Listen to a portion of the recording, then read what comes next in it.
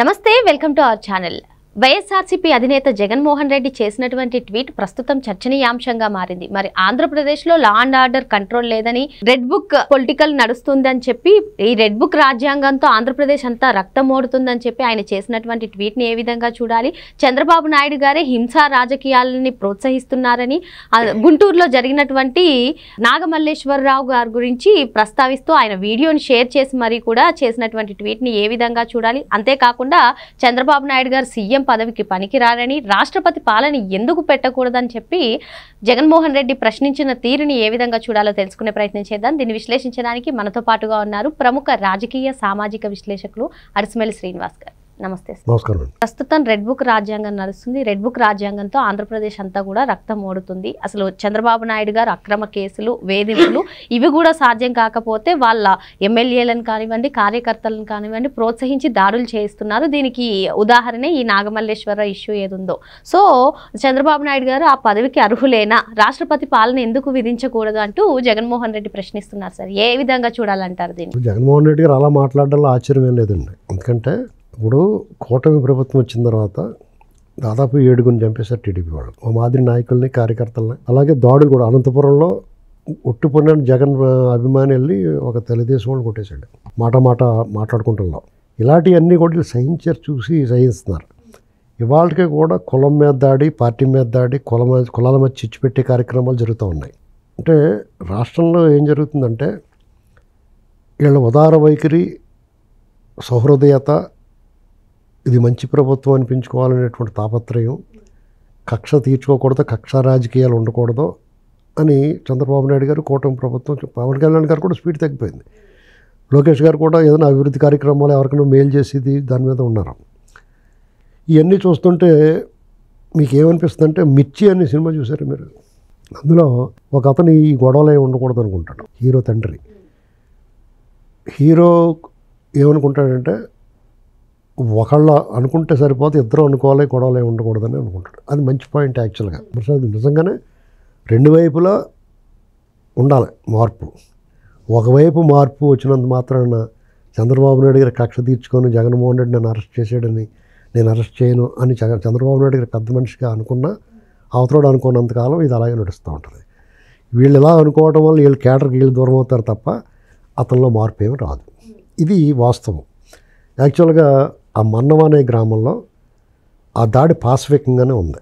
ఒక వ్యక్తిని కూర్చున్నామని వచ్చి కొట్టేశారు, పడిపోయాడు అతను. నిజంగానే దుర్మార్గం. ఖచ్చితంగా అది మనం ఎంకరేజ్ చేయకూడదు. వాళ్ళ నుంచి వచ్చిన వివరణ ఏంటంటే, గ్రామానికి సంబంధించి ఆ పొన్నూరు నియోజకవర్గం అది. అక్కడ ఎమ్మెల్యే వాళ్ళ దగ్గర నుంచి వచ్చిన వివరణ ఏంటంటే, అతను సర్పంచ్గా ఉన్నప్పుడు చేసిన అరాచకాల, దుర్మార్గాలకి డెఫినెట్గా వ్యక్తిగతంగా కక్షలు కొంతమంది పెంచుకుంటారు. ప్రభుత్వం మారింది, అతని చేతిలో పెత్తనం లేదు, పోలీసు మంచి అతని చేతిలో లేదన్నప్పుడు వాళ్ళు పగదీర్చుకున్నారు. ఇది సహజంగానే కొన్ని చోట్ల జరుగుద్ది. అయినా సరే దాన్ని కూడా ఎంకరేజ్ చేయకూడదు మనం ఏంటండి. కానీ మనం ఏం చెప్తున్నాం, అట్టుకట్టు పెట్టమంటున్నాం కదా, మనమే చెప్తున్నాం కదా ఏంటండి. చాలామంది కార్యకర్తలు అట్టుకట్టున్నారు పెట్టాలి, ఎందుకు వదిలేయాలంటున్నారు. అరాచకం, నిజంగా అతను అరాచకం చేస్తే డెఫినెట్గా ఇది పర్లేదు, లెవెల్ అయిపోద్ది. వాళ్ళు కూడా వాళ్ళ దగ్గర పెట్టుకుంటారు, ఈసారి మన అధికారం ఉంది కానీ మనం రెచ్చిపోకూడదు అని వాళ్ళకి తెలుస్తుంది. కానీ నోటికి హద్దు లేకుండా మాట్లాడుతున్నారు వైసీపీ వాళ్ళు. నిన్నగాక మొన్నటిదాకా నోరు మూసుకున్న పెద్దిరెడ్డి కూడా మాట్లాడుతున్నాడు ఏంటండి. ఇలాగా ఒక 10 మంది 20 మంది వరకు ఇవాళకి అదే ధోరణిలో మాట్లాడుతున్నారు. ఈ ప్రభుత్వాన్ని సోషల్ మీడియాలో కూడా నోటుకొచ్చిన మాట చంద్రబాబు నాయుడు గారిని కూడా చాలా దారుణంగా విమర్శిస్తున్నారు. బీజేపీ వాసన నుండి, బీజేపీ మనుషులు అనుకున్న వాళ్ళు కూడా చంద్రబాబు గారిని వాళ్ళని విమర్శిస్తున్నారు. ఇక వైసీపీ వాళ్ళు వాళ్ళ సోషల్ మీడియా వాళ్ళ పనులు చేస్తూ ఉంటారు, మాలాంటి వాళ్ళందరినీ తిట్టిస్తున్నారు. కానీ మరి ఇక్కడ జగన్మోహన్ రెడ్డి రాష్ట్రపతి పరిపాలన పెట్టాల్సిన దుర్మార్గాలు ఏం లేవు. ఇక్కడ అసలు రాష్ట్రపతి 3 సార్లు పెట్టాల్సింది జగన్మోహన్ రెడ్డి పరిపాలనలో. అప్పుడే పెట్టినట్టు ఇప్పుడు ఎందుకు పెడతారు? అరాచకాలు వీళ్ళు చేసింది ఏంటంటే, జగన్మోహన్ రెడ్డిని వాళ్ళకే విమర్శిస్తున్నారు. కానీ మన మాటల కన్నా చేతలు ముఖ్యం. ఆ అరాచకాల కారకులందరినీ లోపల పెట్టి దానికి సంబంధించిన వివరణలతో సహా ప్రతి కూడల్లోనూ పోస్టర్లు వేసి దాన్ని ఉంచాలి. ఎలక్షన్ల ముందు ప్రచారం కాదండి, ఇప్పటి నుంచి ప్రచారం చేయాలి. జగన్మోహన్ రెడ్డి ప్రభుత్వ సొమ్ముని వాళ్ళ ఇంట్లో డ్రైవర్లకి, ఇంట్లో పని మనుషులకు వాడారు. మీరు ప్రజల కోసం, ప్రజలకు తెలియజేయడం కోసం వాడితే ఎవరు అభ్యంతరం పెట్టరు. లేదంటే ఇవాళ అతను చేసిన అరాచకాలన్నీ చాలా సెలెక్టివ్ అమ్నీషియా.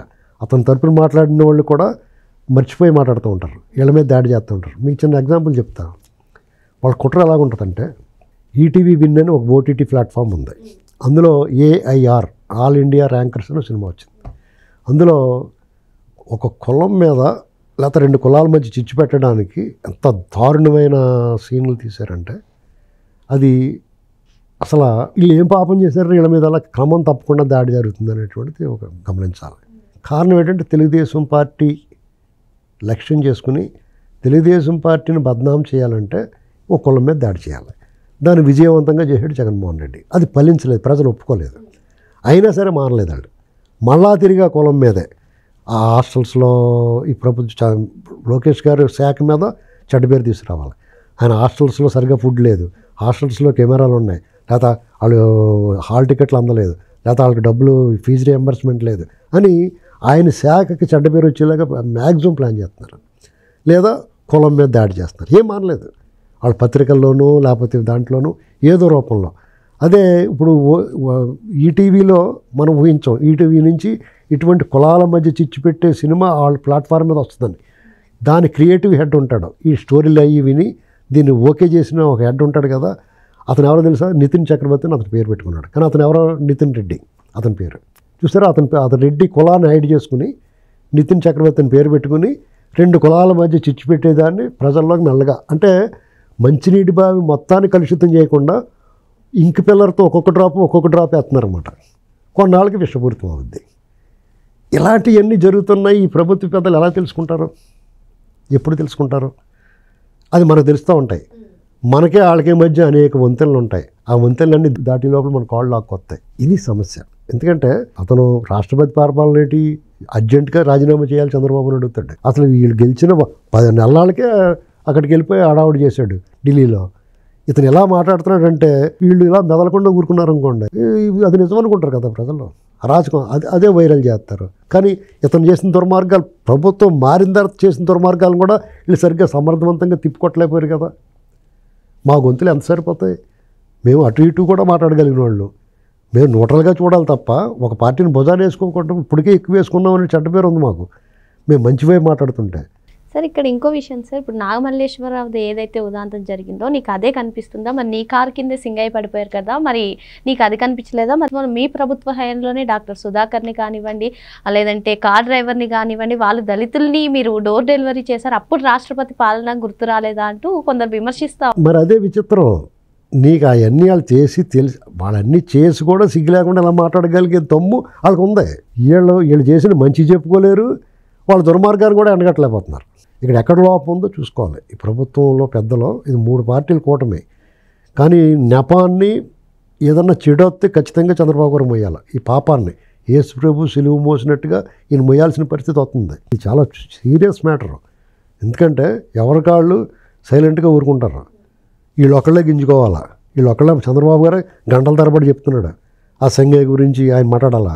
ఏ మంత్రులు ఏమయ్యారు, మిగతా పార్టీలో ఏమయ్యారు, కూటమి ప్రభుత్వంలో ఎందుకు మాట్లాడతలేదు? సంఘయ్య గురించి చంద్రబాబు గారు మాట్లాడాలా. జగన్ ఏమనద్దు అనేటువంటి ఆర్డర్ ఎందుకు వచ్చింది? ఎవరి వైఫల్యం అది? కారు కింద పడ్డదే చూడలేదు, కళ్ళు లేవు ఎవరికైనా, అది చెప్పేవాళ్ళు కూడా. ఈ విషయంలో చాలా సీరియస్గా లేకపోతే రాష్ట్రపతి పరిపాలన అటువంటి, లేకపోతే ట్రంప్కి ఇచ్చేయండి అని అడుగుతాడు. అతను అడగటంలో తప్పే ఉంటుందండి. అలాగే అడుగుతాడు. మీరు తీసుకోవాల్సిన చర్యలు అతను జడిచిపోవాలా. ఏ మాట అంటే ఏమంటారో, వీళ్ళని మాట అనాలంటే, తప్పుడు మాట మాట్లాడాలంటే 1కి 100 సార్లు ఆలోచించుకునే పరిస్థితి క్రియేట్ చేశారా? చేయలేదు కదా. దయచేసి ఇప్పటికన్నా సరే ఆ వాతావరణాన్ని క్రియేట్ చేయాలి. నిజం నిర్భయంగా మాట్లాడచ్చు. ఈ ప్రభుత్వం తప్పు చేస్తే కడిగేయచ్చు. కానీ ఈ అసత్యాలు, అబోధకల్పనలు, బురద జల్లటాలు అర్జెంటుగా ఆపకపోతే ఈ కూటమి ప్రభుత్వానికి ఎవరు వచ్చి 2 నెలలకు ఒకసారి వచ్చి నేను ఉంటాను ఇడిపోమని చెప్తే మీరు ఇడిపోతే ఏంటి? జరిగేది అంతా జరిగిపోతున్నప్పుడు ఇది గుర్తుపెట్టుకోవాలి. మరి విమర్శలు చేయాలంటే ఆ విమర్శలు హేతుబద్ధంగా ఉండాలి, కానీ రక్తపాతం సృష్టించే విధంగా ఉండకూడదని, అటువంటి విమర్శలు చేయాలంటేనే వణికేలాగా చర్యలు తీసుకోవాలని చెప్పి సార్ డిమాండ్ చేస్తున్నారు. మరో అంశంతో మళ్ళీ కలుద్దాం. Thank you sir.